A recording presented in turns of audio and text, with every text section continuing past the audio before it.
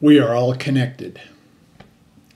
On a warm afternoon in June of 2012, I was riding my motorcycle west on I-70 through Denver. I always ride in the left lane at whatever speed traffic is moving. I keep a safe following distance behind the car ahead of me, and that's the safest place for a motorcycle. In that position, you only have to worry about three directions: front, back, and to your right.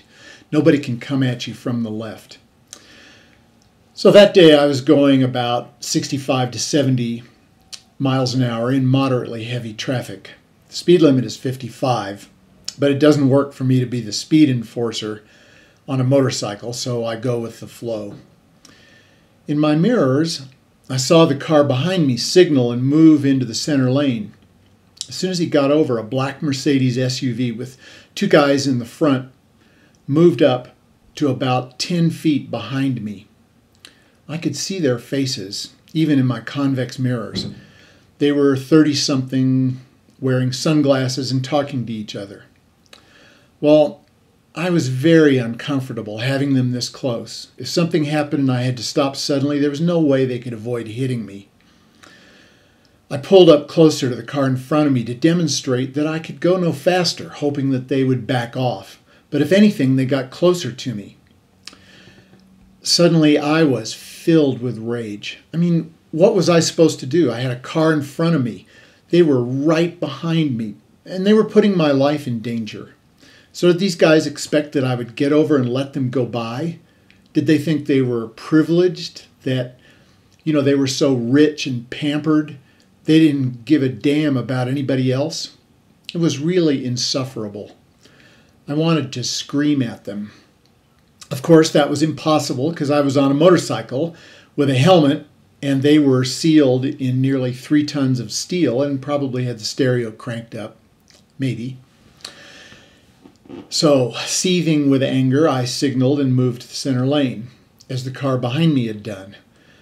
The Mercedes shot by and pulled up within 10 feet of the next car. So I moved back into the left lane, and I watched them repeat this process with more cars. I had an impulse to follow them wherever they were going and get some satisfaction.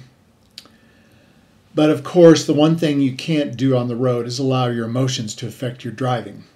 In a car, it will eventually get you into a crash. On a motorcycle, it will quickly get you hurt or killed. So I controlled my feelings. In fact, I started to feel guilty about letting my anger grow to such proportions. After all these years of training and self-discipline, I really couldn't remember when I had felt so much wrath. The next time I saw Katie, I told her about my road rage, imagining that she would say something about how it's okay and even good to have our feelings as long as we don't let them control our actions. What she actually said was a surprise. She said that such uncharacteristic emotional responses are a service to the human collective. Imagine the people in Syria, she said. Imagine their rage at the oppression they suffer, at the deliberate slaughter of their friends and relatives, their children. It would be overwhelming if someone didn't bear some of it for them.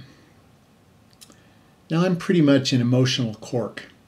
I might have a dip now and then, but I always pop right back to the surface.